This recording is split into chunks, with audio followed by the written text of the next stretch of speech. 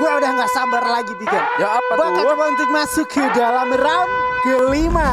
Kalah hari kedua. Kali ini tentunya pesawatnya Bigan. Iya, aduh ini ada yang menyakitkan di pesawatnya deh. Belok dikit nih Pak. Nggak belok dikit, belok banyak malahan. Belok banyak, lurus tapi kok di atas doang gitu loh. Menyakitkan sekali ya. Dan juga kalau ini gue ngelihatnya apa ya?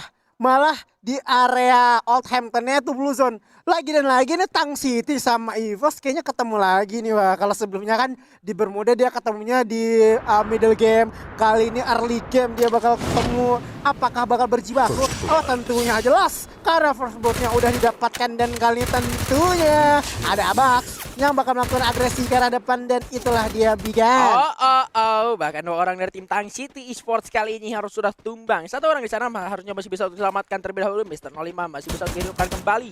Artinya bakal seorang Abax ke arah seorang Riz tapi masih sangat-sangat jauh. Dan kali ini anak-anak dari Tang City Esports benar-benar diusir dari compoundnya sendiri. Dan ini merupakan pembalasan dendam anak-anak tim EVOS Divine ke arah Tang City tentunya. Riz sudah melapas ditembakkan ke arah Mr. 05 langsung saja tumbangkan kali ini.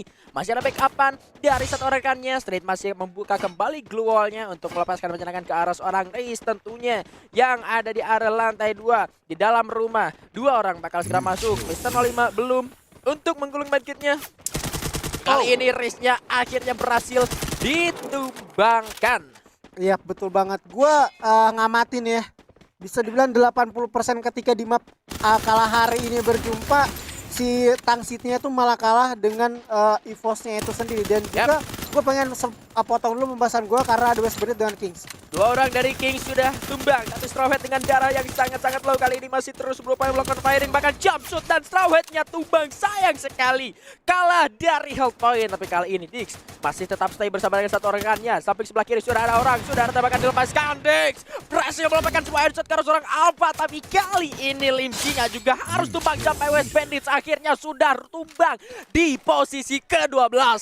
Siap. Rupanya ini si raja kita si Kings ini tuh panasnya udah di round-round akhir Pak. Nah, Ini kayaknya sama kayak kalau nggak salah itu di day ketiga dah. Di Ya. day ketiga kayaknya dia tuh panasnya sama banget di late game di late seperti ini. Jauh banget. Apakah dia old machine? old machine. Apakah bukan? Karena panasnya selalu di akhir-akhir banget. Dan gue juga mau notice, oh rupanya Renafgat masih kukuh Pak. 66 poin dan juga The Pilasnya berhasil menggeser EVOS. Ya sekalipun tadi untuk The Pillars of sendiri ini finish di posisi berapa ya? Posisi ke-6 ya? 6. Tapi mereka tertolong dengan poin eliminasi yang mereka dapatkan dari sebelumnya. Dan juga tertolong dengan EVOS Divine yang tumbang di awal-awal sebelum The Pillars OP-nya rata. EVOS kalau nggak salah ada di peringkat 10 ya. Nah, Dia juga dari The Pillars OP ini udah dapatin kill dari Aura sebelumnya. Yang di dalam rumah kayu. Jadi bisa sedikit merangsak naik walaupun untuk poin juga dia tuh hanya terpaut sekitar 3 poin Wak. Ya. Masih bisa banget untuk dikejar. Dan gue lagi tadi pengen kayak ngebahas dari Tang City yang sebelumnya dapatin Buya. Kayaknya kali ini dia dipaksa banget untuk struggling lagi menghidupkan 2 orang temannya. Karena tadi dia udah Buya. Dan bahkan si ex cowoknya tuh dapatin Predator. Ya. 6 poin kill dengan di match 2693. ini adiknya Wiza bukan sih? Mirip ya. Iya, rambutnya ya. Gondrong juga sama ya. Itu dia.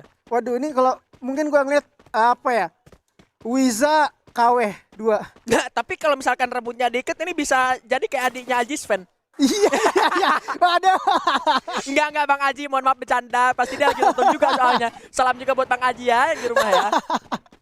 tapi apa ya, 2 kemungkinan di dalam 1 orang ya. 2 in 1 ya. Aduh. Tapi gua mau back to the topic lagi di mana Galaxy juga yang sebelumnya tuh belum dapatin mungkin placement point yang bener-bener bagus. Dan kali ini dia memilih bertahan. Mungkin karena bertahannya dia juga diuji sama Danger Zone oleh Garena. Rupanya Garena itu gak mau memberikan titik aman bagi masing-masing player yang main. Ya, ada sedikit kesulitan dihadapi oleh tim Galaxio di Bermuda. Sebelumnya mereka harus berapa tumbang di tangan anak-anak dari West Bandits. Mungkin ini harus menjadi pertimbangan karena ini udah masuk ke mid season untuk egoismisasi. Apa sih dibilangnya? Egoisme lah itu aja. Egoisme aja ya? Iya. Untuk mempertahankan area clock tower ini harus sedikit diturunkan egonya. Iya betul banget. Karena nggak bisa melulu kita meninggikan ego kita. Kalau hitungannya 1 player aja yang berego tinggi itu bisa berdampak cukup besar bagi tim, apalagi keempatnya nih. Nah. Itu otomatis yang bakal dapatin poin jelek juga tim sendiri, kerasnya juga banyak. Memang sih oke lah untuk win rate dari kedua tim antara West Bandit dan juga si Galaxio ini sama-sama pernah menang, sama-sama pernah kalah. Jadi kalau misalkan dari kedua tim ini masih sama-sama pengen pertahanin area clock tower ya masih worth it aja sih. Cuma ya resikonya itu kalau misalkan lu udah rata di posisi ke-12 ya lu nggak dapat poin di round tersebut. Beda halnya kalau misalkan dari Galaxio-nya misalkan kayak tadi tumbang tapi masih ada satu orang yang masih bisa buat kabur, buat cabut seperti yang terjadi di match day di hari Jumat kemarin. Akhirnya tim West Banditnya berhasil diratain balik sama Galaxio setelah Galaxio-nya berhasil buat ngereset lagi. Tapi ya itu kemungkinan yang apa ya bisa gue bilang persentasenya tuh sangat-sangat rendah. Dan bilang sangat rendah ya rendah, bilang sangat tinggi ya sangat tinggi gitu loh. Kalau misalkan sekalinya udah mau kalah ya udah tinggi banget gitu kalahnya. Kalau misalkan sekalinya mau menang tinggi banget juga kemungkinan buat menangnya.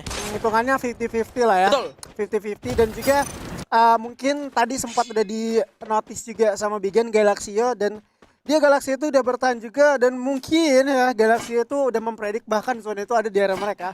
Sehingga dari segi mereka juga tuh belum melakukan rotasi yang benar-benar apa ya, kelihatan banget masih ada di area Bayfront juga serta pertengahan antara Bayfront Refinery dan juga dari yang belum gua ngeliat itu dari tim GPX sebenarnya. Karena dari GPX ini kayaknya masih punya satu problem yang belum mereka atasi dan sampai sejauh ini mereka juga belum nemuin yang namanya titik terang untuk dapatkan buyahnya karena di week ini ya. Iya di week ini karena juga pesaing mereka tuh terus menerus menambah poin karena kita nggak ada lagi kita nggak ada poin grup men. Ini poin global yang tentunya bakal diamankan.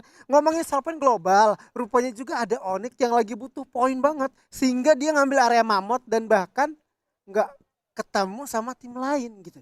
Nah, harusnya masih ada kesempatan untuk terus bisa mengamankan secara mereka punya placement ya. Arah rotasi mereka juga nggak ada yang nge-cut. Kalau kita ngelihat dari sisi caster ya, karena caster bisa ngelihat semuanya, tapi mereka para player nggak bisa ngelihat seluas kita gitu loh. Kita bisa tahu dan penonton bisa tahu di rumah gitu ya kan posisi dari setiap timnya kalau misalkan dari produsernya lagi bukain map gitu. Tapi untuk para player yang mereka nggak bakal tahu gitu loh di depan kita ada siapa, di belakang ada siapa. Jadi tetap untuk anak-anak Olympus sekalipun mereka masih ada di area luar zona, mereka juga gue yakin mereka masih bakal tetap hati-hati untuk melewati setiap titik, setiap area, setiap kompon yang bakal mereka lalui melalui kada subcat atau mau kemana ke sehingga mereka bisa masuk ke dalam zona selanjutnya. Makanya titik yang paling nyaman mungkin untuk setiap tim adalah rotasi dengan menggunakan vehicle. Betul banget itu kayaknya emang harus wajib kita amanin. Kalau kita nggak bawa vehicle, seenggaknya kita pakai launcher pad. Atau bahkan di map kalah hari ini tuh kita dipermudah dengan adanya grapple hook. Jadi kita nggak terlalu nggak terlalu capek untuk rotasi dengan lari-larian atau bahkan bisa kecuali dengan lari-larian. Kita masih bisa pakai grapple hook dan persentase terkena dengan grapple hook juga tuh cukup kecil gitu. Tapi sekali terkena hit ya you know lah Ya pasti ini bakalan besar banget pro juga. player headshot Iya, langsung. naik mobil aja yang kita tembak susah dia bisa ngenain headshot. Nah, itu Apalagi pakai grapple hook. Dan makanya bahkan juga gue tuh ngelihat kayak permainan yang aman banget itu dari tim The Pillar Shopee. Dia emang kayak lagi ngebutuhin poin banget sehingga mereka masih ada di ujung banget dari map ini. Kalau nggak salah itu di area tersebut masih ada launch pad yang bisa diarahkan menuju daerah command post atau bahkan di depan sedikit dari Stone Ridge yang mana juga itu masih agak riskan karena posisinya yang kita ketahui itu open field. Apalagi dari Onyx masih ada chance untuk kenain hit ke arah tersebut. Aura pun sama. Apalagi dari Madura Prime yang kalau juga gue lihat ini mereka pasti udah nggak sabar lagi karena mereka juga perlu banget poin agar tidak terdegradasi. iya kalau ngomongin soal Pillars OP ini tentang mereka yang lagi butuh poin ini juga sebetulnya jadi ajang pembuktian mereka gitu loh. Sebetulnya ajang pembuktian mereka sebetulnya ini ada di week kedua setelah mereka berhasil ngelakuin transfer window dan memasukkan kembali roster X dari The Pillars Gladius, sang preman FT yang kita gadang-gadang king yang lagi comeback gitu loh. Tapi setelah melalui week yang pertama, setelah melakukan transfernya juga mereka kali ini harus ternyata melakukan fight bersama dengan anak-anak dari tim Aura Ignite. Setelah berhasil masuk dengan menggunakan launchpad menuju ke area command post, mereka tentu sudah mulai notice adanya perlawanan dari penguasa ataupun penghuni dari area command post dan zonanya sudah mulai terpental ke area tim EVOS Divine. Yap, EVOS Divine udah tahu ya, karena menurut gua kelebihan dari zona yang munculnya cepat itu adalah kita udah bisa cepat ngepredik zona ini berikutnya muncul daerah mana. Dan EVOS itu bergeraknya ketika zona kedua bakalan muncul. Dan Lagi pakai info zone bisa jadi ya. info zone juga bisa jadi, bahkan juga dia dipermudah dengan adanya launcher pad di area Shrines. Begitupun sama dengan The Pillars of P. Yang tadi gua rasa dia bakalan riskan masuk ke areanya Aura. Tapi ada sebuah shot dari kalau seorang Straw Hat menuju ke arah seorang Nothing. Sudah ada upaya rasa yang dilakukan seorang Straw Hat kali ini masuk menuju ke arah depan. Ada shotgun jet booster yang sudah disiapkan di arah tangan. Nothing berhasil untuk diselamatkan kembali. Skyler digunakan tapi plus Straw Hat-nya berhasil tumbangkan balas kali ini. Bahkan dua orang tumbang dari tim Madura Prime. Ralph-nya juga terknockdown. Limzi berada di area paling dekat bersama dengan rekan-rekannya kali ini. Amora sudah mulai bergerak masuk ke arah pelanan dari lawannya. Force dari belakang melakukan backup firing terhadap rekan-rekannya dengan grounding yang sangat tinggi. Berhasil memberikan vision sangat luas juga, tapi dari Kings Esports rupanya mereka masih bisa selamatkan keempat player mereka. Amora harus lebih berhati-hati untuk bisa mundur lagi menuju ke arah belakang bersama dengan Force. Ya mungkin kayak gua rasa si Nuting itu emang nggak sadar banget sih kalau pergerakan dari tim Kings Esports itu berada banget di area mereka. Menjadi cuan dengan dua orang tentunya yang bisa diculik. Dan juga rupanya Galaxio ini udah ke firing sama tim NXL. Apalagi Onyx juga bakal masuk lewat si sebelah kanan. Tetapi hanya lewat tidak menetap Bigan. Nah itu dia, Madura Prime juga harus diakhiri perjalanannya oleh tim-tim yang sudah ada di area dalam zona. Sementara Pilar Coffee yang hanya menyisakan 2 orang saja. Setelah tadi Borgay dan juga Hama XD terculik oleh anak-anak dari tim NXL, mereka harus puas berjuang dengan 2 orang saja. Mereka ada di pinggiran zona. Di samping mereka ada tim NXL yang benar-benar mengancam keberadaan dari The Pillars OP. Tadi gue juga sempat ngeliat adanya Island of Gods yang sudah terpick beberapa membernya. Kalau nggak salah cuma 1 ada Lord deh tadi. Betul banget, karena juga ya di Refinery itu ada sekitar 3 tim, bahkan belum lagi distraksi dari tim EVOS yang udah mengamankan bukit atau daerah tinggi. Ini memberikan satu vision yang cukup bagus bagi teman-teman EVOS untuk mendapatkan hit ke arah depan. Dan emang bener banget rupanya dari Kings bakal struggling masuk ke dalam zona Bigan.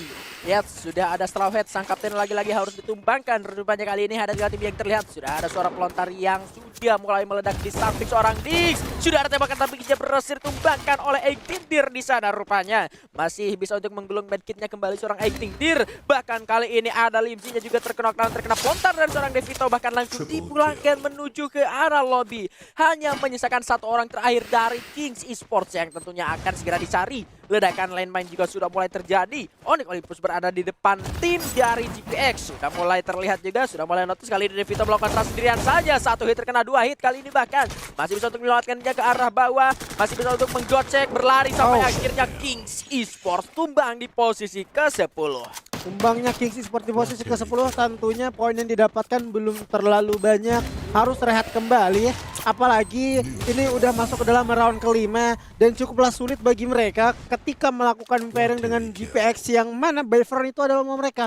Jadi dari GPX sendiri itu udah tahu kelebihan dan kekurangan tersebut. Gua foto lagi dengan ada Aura yang lagi panas dengan EVOS. Aduh, rupanya nggak kelihatan. Piu, guys, sedikit terlambat untuk membuka sebuah gol untuk menyelamatkan 1 orang rekannya Rosman yang harus benar-benar terending terpulangkan ke arah lobby oleh seorang Dion. Yang kali ini mendapatkan grounding sangat tinggi di arah tower, tapi Mr. 05 berhasil mendapatkan jars. Ada jarnya yang harus ending oleh Dir, ternyata tersampah. Diardo juga berhasil mendapatkan 1 kill atas lawannya Freya. Ditumbangkan seorang Guns dari tim Aura Ignite. Rupanya kali ini Aura sudah berada di arah bawah TPUP-nya. Sayang sekali harus terbang di posisi ke-9.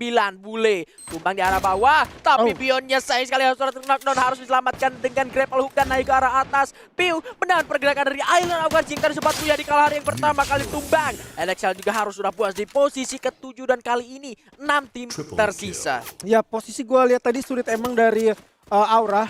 Mereka ingin masuk ke dalam zona yang aman pun harus mengorbankan 2 playernya. Begitupun sama juga dengan Tang City, apalagi Navgat yang emang udah terhimpit kayak bingung banget mau kemana. Dia berada di area yang cukup tinggi. Ketika kita jatuh itu ada di masih delay. Belum lagi dari atas itu si Bion udah emang mantekin terus dengan AC-18. Terlihat juga mungkin ada sekitar 3 atau 4 kill udah diamankan sama Bion. Jadi buat tim yang ada di bawah itu mau nggak mau cara mereka masuk adalah dengan paksaan agar mereka bisa aman dan ngamanin placement point. 5 tim lagi tersisa. EVOS masih utuh dengan 4 orangnya. Perlawanan lain pun juga bakal diberikan tentunya sama Onyx yang juga Onyx udah ngamanin satu komponen. Terlihat di sana masih ada kontainer yang masih aman, jauh daripada jangkauan. Hanya saja GPX-nya dalam marah bahaya, karena dari belakang juga tentunya Onyx bakal langsung nge-secure karena mereka, dan bahkan EVOS-nya itu kayak memikirkan lagi cara lain untuk masuk ke dalam zona agar bisa dapatkan 2 orang dari GPX. Tapi mereka juga tentunya harus waspada karena Onyx udah mulai memberikan distraksi. Ya, harus mengomarkan beberapa resource juga dari tim EVOS Divine karena mereka terkuras secara darah ketika masuk ke dalam zona selanjutnya. Nggak ada vehicle yang digunakan oleh tim EVOS Divine, tapi kali ini Mr. 05 sudah membuka banyak wallnya. Ada Ekitir yang tentunya membahayakan. Mr. 05 sudah melepaskan tembakan tentunya kali ini. Aduh, dihancurkan lagi, bahkan Mr. 05 kali ini sudah tumbangkan.